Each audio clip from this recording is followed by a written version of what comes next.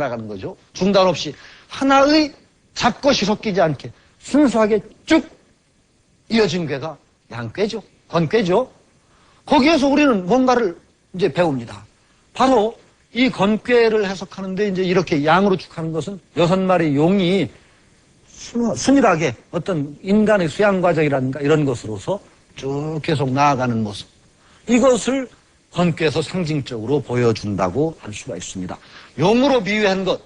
이 용이라고 하는 것이 왜 나오느냐 하는 데부터 문제는 있을 수가 있어요. 근데 그 얘기 잠깐 나오고 앞으로 괴를 해석하는데 이제 일반적인 예들을 여기서 이제 잠깐 봐야 됩니다. 잠용, 무룡이라고 하는 것은 성격이 다른 두 개의 구조로 문장이 붙은 거예요.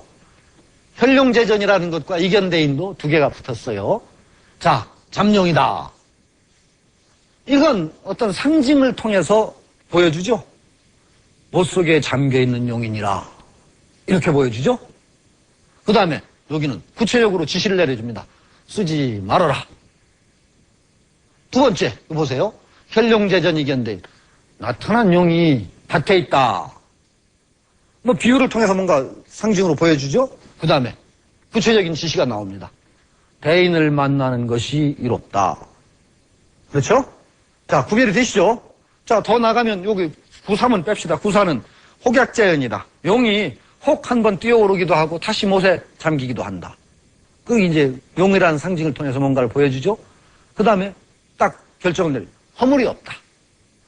다섯 번째, 나르는 용이 하늘에 있다. 보여줍니다. 그리고 대인을 만나는 것이 이롭다. 구체적인 지시가 나옵니다. 마지막, 흥룡이다. 교만한 용이다. 끝까지 올라가 버린 용이다. 이렇게 나오고 후회가 있다. 이렇게 두 분에게 나눠집니다. 주역의 모든 효사들은. 그래서 잠룡이다. 이렇게 상징을 통해서 뭔가 보여주는 것을 이제 주역의 주자의 용어로 얘기하면 이걸 상이라고 합니다. 상. 모습을 통해서 보여주고 상이라고 부르고 무룡이다 라고 하는 부분은 바로 이게 구체적인 점이라고 보죠. 상과 점으로 보통은 짜여집니다. 어떤 상징을 통해서 그 사람이 놓여진 형세, 상황 이런 것들을 상징을 통해서 딱 밝혀 보여주는 게죠. 그리고 나서 구체적인 거기에서 어떻게 하라 아니면 결과가 어떨 것이다 라고 단정을 내려주는 말 이렇게 두 개가 붙어 있습니다. 여기 상과 점. 이렇게 이제 이해를 하시면 됩니다. 이게 바로 주역의 특징입니다. 점만 나오면은 참 주역은 혹세무민하는 책이 될 겁니다. 자, 아무것도 안 알려줘 앞에. 그리고 나서 갑자기 쓰지 마, 하지 마. 이를 점쳐서 물었는데 그냥 단정적으로 이 말만 나온다고 생각해요. 하지 마. 해. 기래. 흉해. 이거 뭐예요? 이건 완전 이분법적으로 침튀기는 거 비슷한 거예요. 동전 던져서 할까 말까 픽 던져서 앞면 나오면 하고 뒷면 나오면 안 하고 그거하고 큰 차이가 없잖아요. 주역이 만일 그런 책이라면 전혀 우리가 주목을 할 가치가 없어요. 길하다. 해라. 흥하다. 하지 마라. 이것만 딱 가르쳐주는 거라면 우리가 음미할 거리가 뭐가 있겠어요. 주역은 그런 책이 아니라는 데 가치가 있어요. 바로 하지 말라, 길하다라고 말해주더라도 그것이 음양의 짜임새와 괴의 짜임새에서 어떠하기 때문에 길하다. 그렇게 가르쳐줍니다. 그러니까 비슷한 상황에 놓이면 우리는 또 그 상황도 그렇게 볼 수가 있죠. 그냥 자, 어떤 일을 물었는데 길해, 해. 어떤 일을 물었는데 하지 마. 그럼 그 일로 끝나는 거예요. 다음에는 똑같은 백지 상태에서 또 물어봐야 돼. 똑같은 일을. 그런데 주역은 안 그렇단 말이에요. 괴를 통해서 보여줘요. 일단 괴가 하나의 우리에게 뭔가 제시를 해줘요. 딱 짜여진 기호체계가. 자, 저 일을 가지고 내일을 어떻게 맞춰보지? 내일과 어떻게 맞추지? 이걸 또 머리를 써야 되죠. 그리고 답을 내려주는 것도 이 상황을 이렇게 봐야 돼. 너는. 그리고 이렇게 보기 때문에 내가 이 상황 속에서 너는 이런 위치에 있어. 대개 이런 변화를 겪게 될 거야. 그러니까 길해. 아니면 흉해. 아니면 조심해야 돼. 네? 열심히 반성해. 이렇게 나옵니다.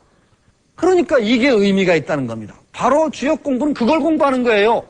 주역 점쳐가지고 길하다 흉하다를 찾기 위한 것이 아니라 전반적으로 그 원리를 통해서 우리 삶을 뜯어보는, 이걸 할 수 있다는 게 주역의 중요한 점이라는 걸 제가 처음부터 강조하고 있어요. 그러니까 여러분들은 점이라든지 그런 것은 이렇게 관심을 가지면 자연히 배워져요. 힘 안 써도 배워져요. 응? 자연히 배워요. 근데 점부터 관심을 쓰면은 아무것도 못 배우고 중간에 자빠져요. 참 점에 신경을 쓴다는 것은 벌써 자기 욕심이 가려요. 자기 욕심.